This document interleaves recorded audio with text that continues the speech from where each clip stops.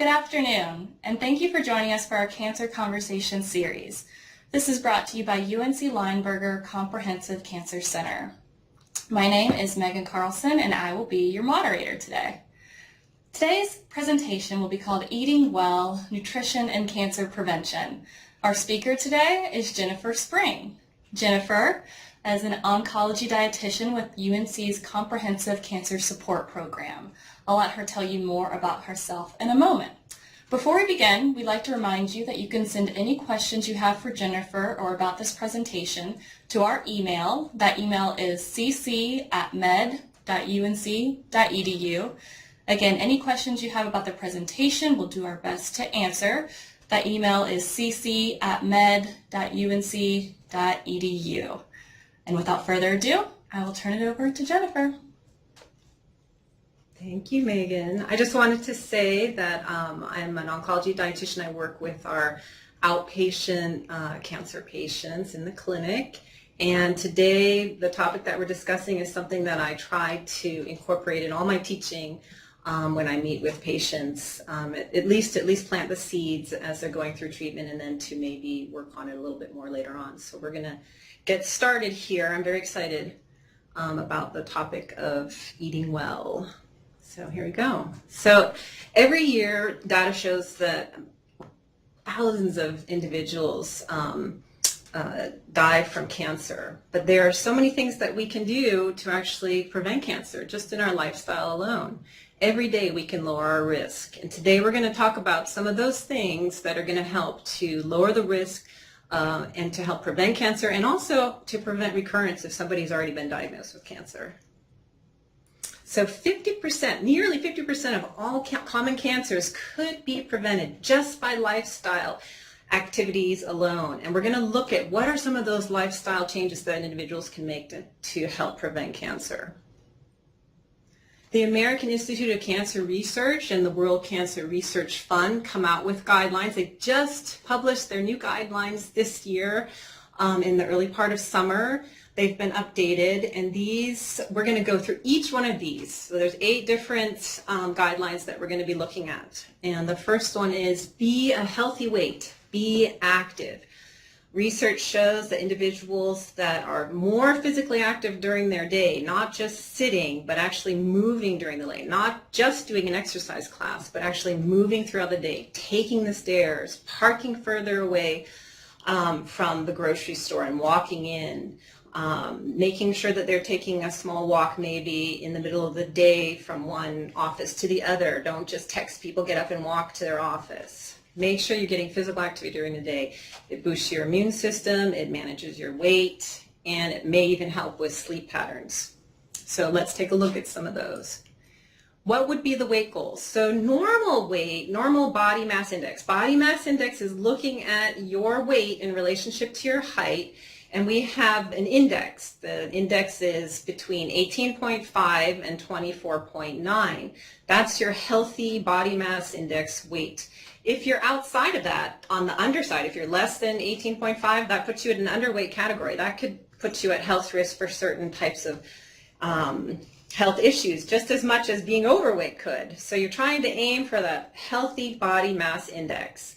A bigger measure, a bigger index of health risk is actually looking at your waist circumference, and also looking at and trying to avoid excessive weight gain as you are in your adulthood. So during maybe beyond 25 and older, trying to decrease those larger chunks of weight gain. And so for your waist circumference, for women, you want your waist circumference to be less than 31.5 inches. And for men, less than 37 inches. The lower your waist circumference is, the less abdominal fat that you're going to have, and it's going to decrease your risk for many chronic diseases, including cancer. So one way that you can decrease your body mass or your abdominal waist is by increasing your physical activity. I mentioned, be physically active throughout your day. Sit less, move more.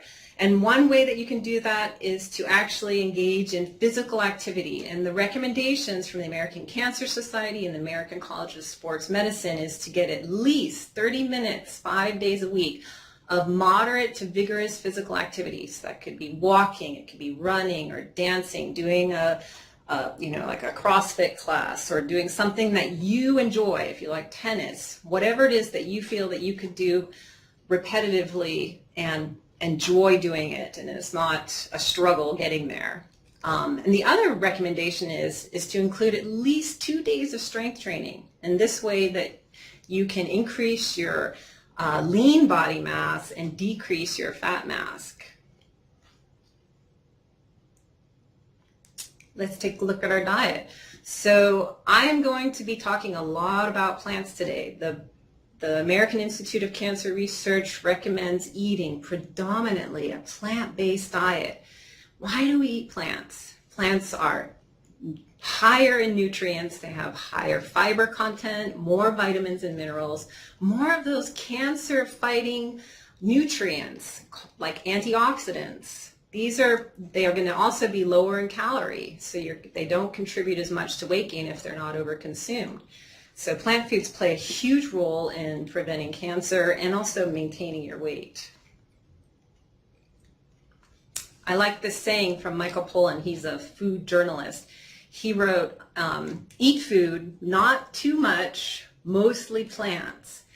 And that's exactly what the American Institute of Cancer Research suggests. 2/3 of the plate, of any plate, it doesn't matter what size the plate is, 2/3 of that plate should be coming from the plant world. And about 1/3 of the plate should be coming from the animal world if you want to consume animal foods. So animal proteins would include dairy or the meats, fish, poultry, eggs. Those would be considered your animal proteins.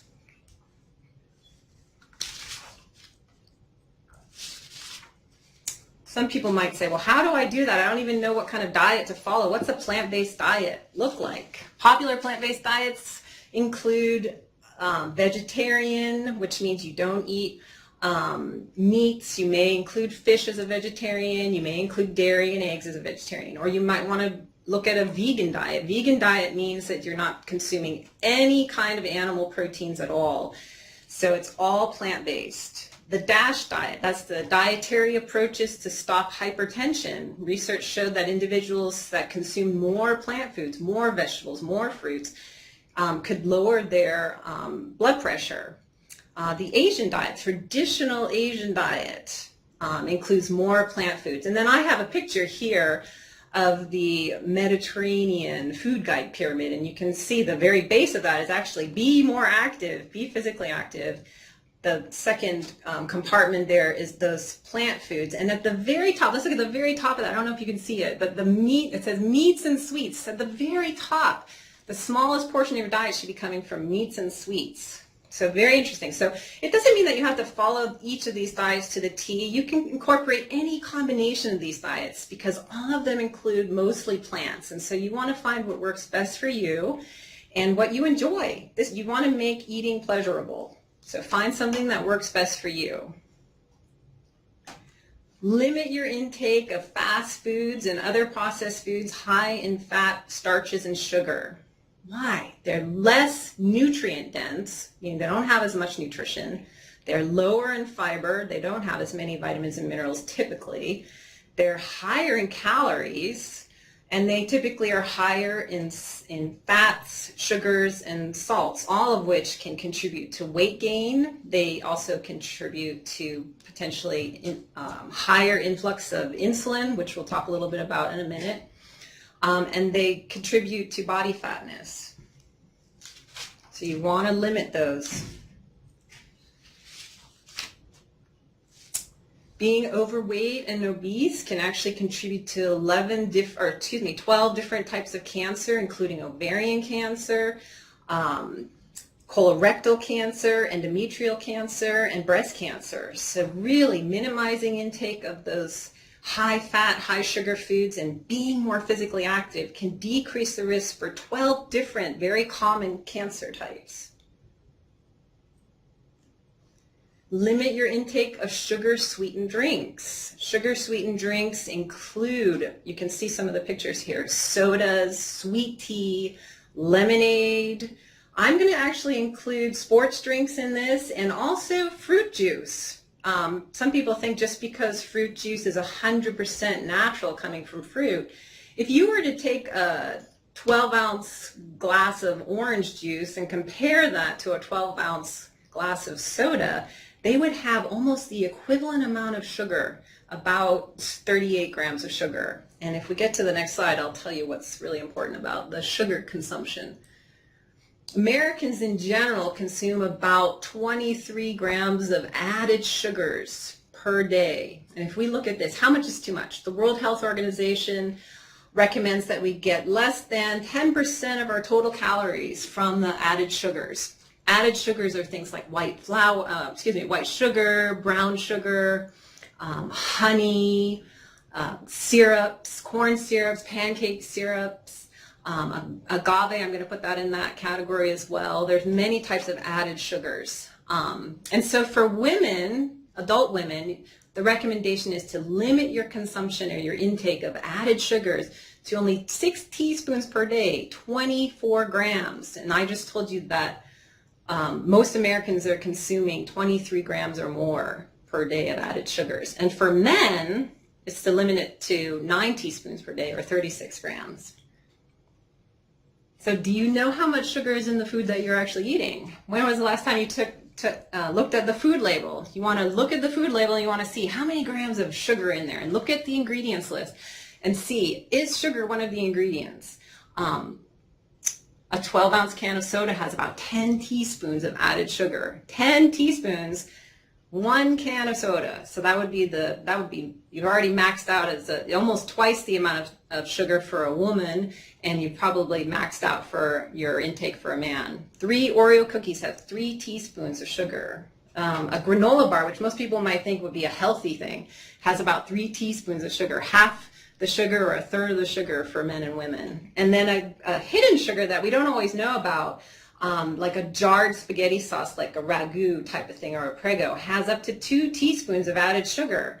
So you might have some cookies, or you might have a granola bar, you might have some spaghetti sauce on your pasta, and it can add up really quickly in a day. It's surprising. So start looking at the food labels and looking for those products that may have added sugars.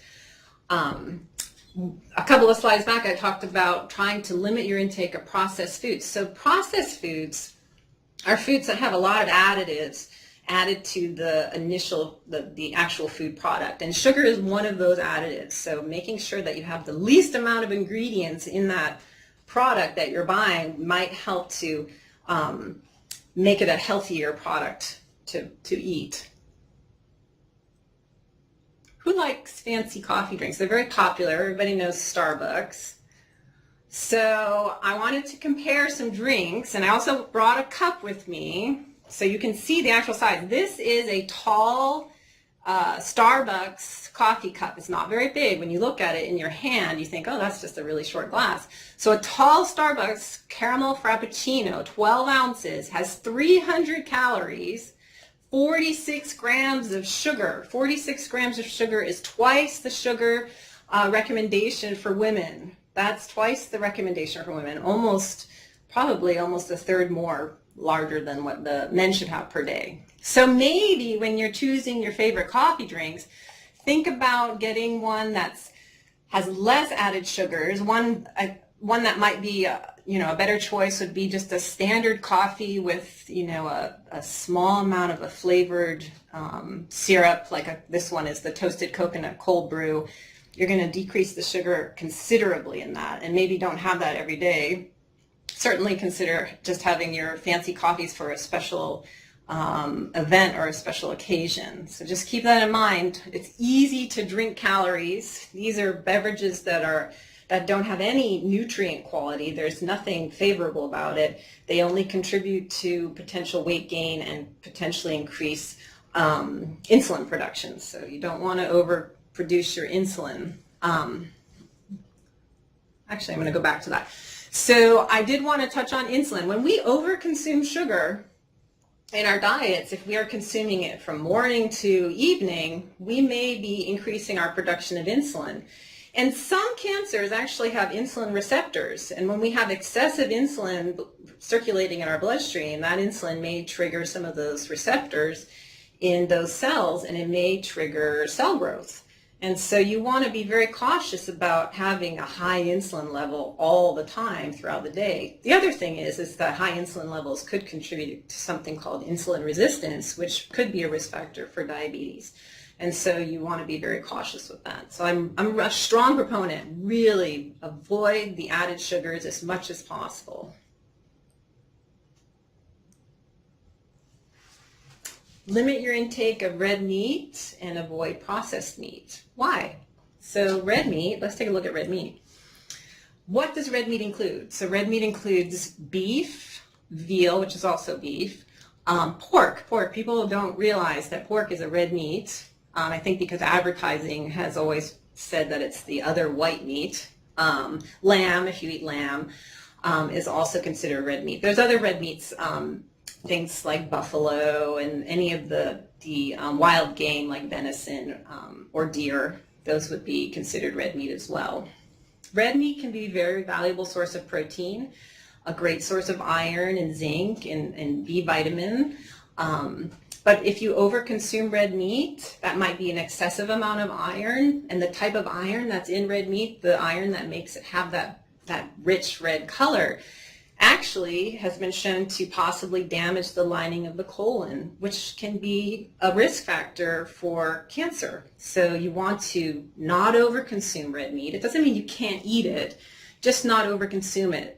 And the recommendation is not to consume more than 3 portions per week, and that could be anywhere between 12 to 18 ounces per week. That would be considered safe and not increase the risk of those colon cancers or stomach cancer. So you want to be very cautious with red meat intake, especially processed red meat intake, and we're going to talk a little bit about processed meats. So processed meats, this falls in that processed food category. Processed meats are meats that have been preserved, either by salting them or curing them, fermenting them, or smoking them. And in this processing, in this preservation, it sometimes can include something called nitrates and nitrites. And those compounds that are used in that processing can increase the risk of cancer if they're overconsumed. Processed meats are also high in salt, and that can also increase risk for high blood pressure and heart disease. So be very cautious when consuming processed meats. You want to look at things like ham and salami and bacon and sausage. Those are all considered processed meats. And if you do consume them, I don't want you to be completely nervous about eating them, but if you do consume them, one of the things that you can do to reduce your risk of those cancer-causing compounds is to increase your intake of plant foods with it. Research shows that eating foods that are high in vitamin C can decrease the ill effects of the nitrate and nitrites. So you want to consume those sandwiches, have a big piece of juicy tomato on it, which is high in vitamin C. Have some sliced peppers or grill up some onions and peppers and put those on. Make sure you have lots of plant foods that can help protect your body, and that way you can enjoy a little bit of the processed meat if you have to, but also feel like you're doing something healthy for yourself.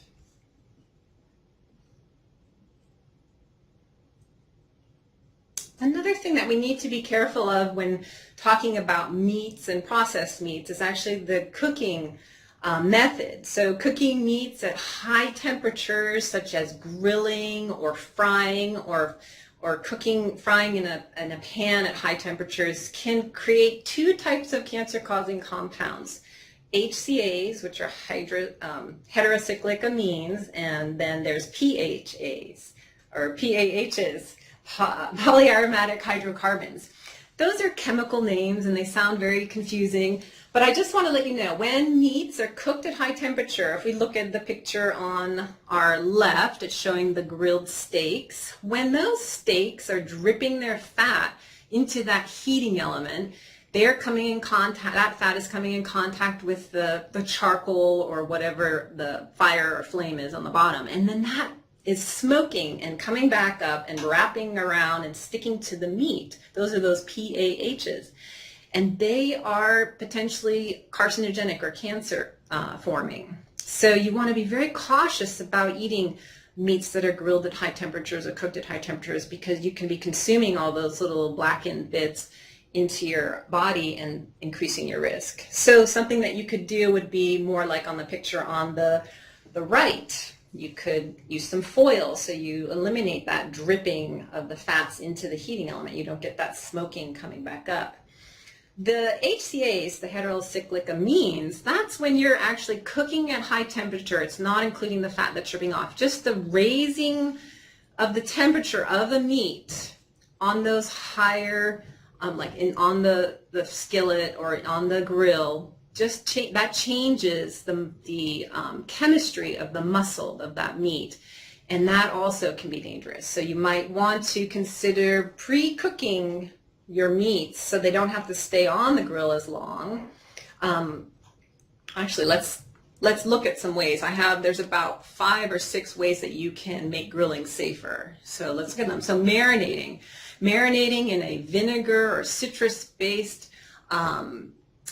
recipe might actually decrease the HCAs and PAHs up to 98%. So marinating them for an hour or more can decrease those chemical compounds and sticking of that smoking onto the meat surface. Pre-cooking your meat, so maybe just lightly cooking it so it doesn't have to stay on the grill as long. Using a leaner cut of meat so the fat isn't dripping into the heating element. That would be another thing that you could do. Mixing it up. Mixing it up means maybe chopping the meat into smaller portions and then grilling that with vegetables or like a shish kebab. So if it's a smaller portion of meat, it takes less time to cook, so it's not exposed to the heat as long. And then also go green. Make sure that you're adding more plant foods. Grill some zucchini or some eggplant, maybe some asparagus, or some people this might sound crazy, but some people like to take a head of romaine lettuce and you can cut that into quarters and rub some olive oil on that and put that on the grill. So go green, add lots of vegetables, or just, it's summertime, lots of cucumber and onion and tomato salad. Have that on the side. That's going to be very beneficial. Some people might say, well, what else can I eat if I can't eat meat? Well, here's some suggestions. One popular item, especially in the summer with baseball, would be hot dogs. So an alternative to hot dogs are typically beef and they're processed. And so maybe an option would be to do a natural sausage that doesn't have those nitrates and nitrites added in. Maybe have those like a bratwurst or something of that nature.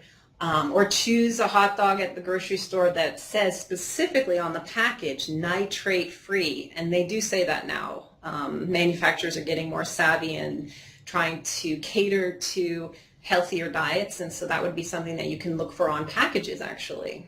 And in terms of, let's take a hamburger. If you wanted to make it a more plant-based burger, I don't know how many of you tried this, but it's really fantastic to do the grilled marinated portobello mushroom. Those are those mushrooms that have those huge caps. They're about this big, and when you take off the stem, it actually kind of looks like a burger. And if you marinate that, a simple marinade, you could just use an Italian dressing, marinate those, keep in a dish, keep them in the fridge for a couple of hours so they really absorb that, and pop those onto the grill. They are fantastic, and you can doctor them up the same way you would a burger. So they would be really good. So there's a few suggestions there. Another risk factor is alcohol. So you want to limit your intake of alcoholic drinks. Why is there a connection between alcohol and cancer? Well, when tissue in the body is exposed to alcohol, just by drinking it, it actually can damage that tissue. And heavy drinking also may lead to liver damage. If you consume too much alcohol, it can reduce folic acid or folate, and that's a B vitamin, and that B vitamin is needed to repair DNA. DNA is a powerhouse of messaging to your cells. It tells your cells whether they need to be healthy or if they're damaged. They may mutate and be unhealthy cells. So you want to make sure that you have all of your folic acid reserves so that you can repair that DNA so you get good messaging to your cells. And then also alcohol has a lot of calories, so excessive alcohol can contribute to weight gain, and I already mentioned that weight gain is not good, and being overweight is not good, and we usually consume alcohol in our adulthood, And adult weight gain is actually connected to several types of cancer. So you want to be very cautious with consuming alcohol.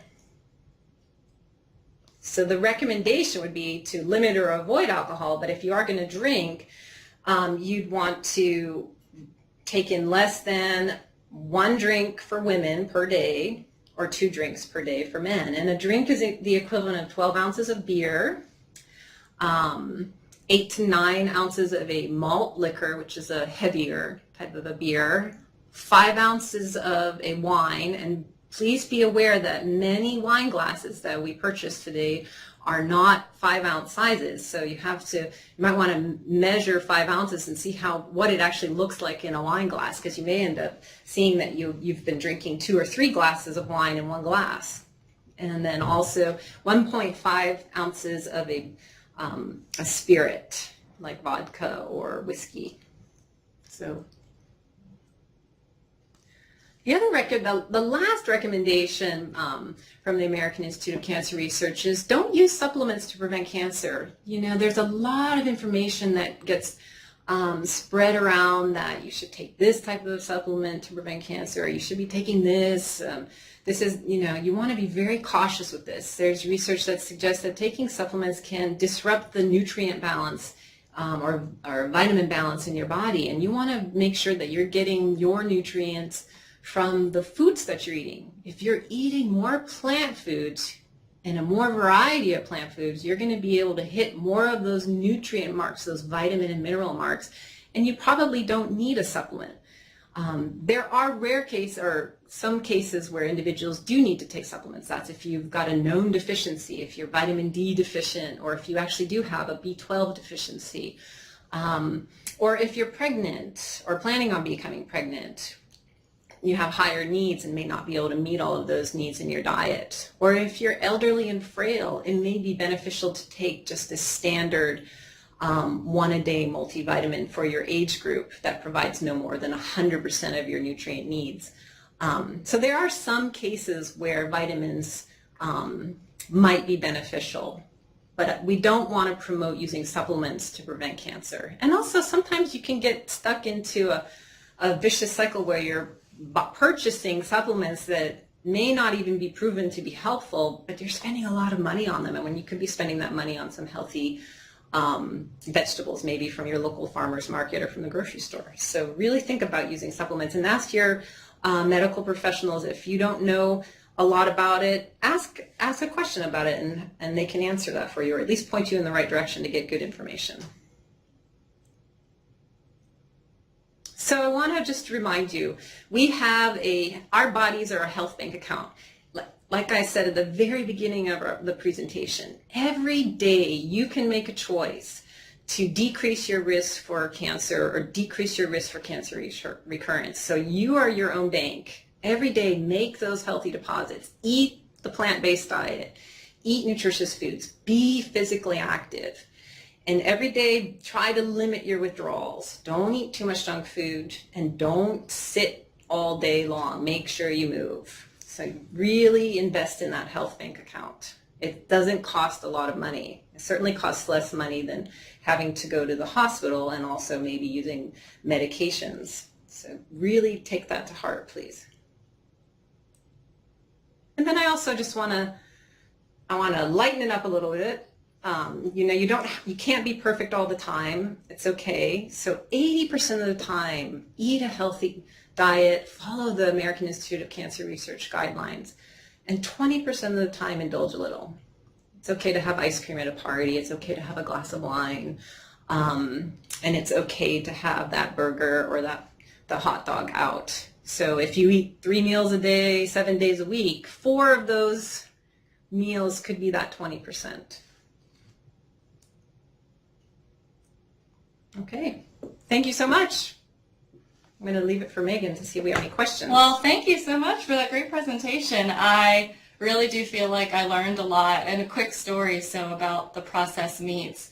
My husband, when we go grocery shopping, similar to a kid like putting sugary cereal in the cart, he tries to go and get the deli meat and put it in the cart. And we've had conversations about nitrates, nitrites. So he'll put it in there, hide it under something, and I'll be looking, and I'll say, and I'll say, okay, let's go put it back. And so I've tried to do a little bit of education just about how you can pick out healthier deli meats, for example, that don't have those nitrates and nitrites. So I taught him to read the label. Good. Yeah. Excellent. Yeah. Excellent.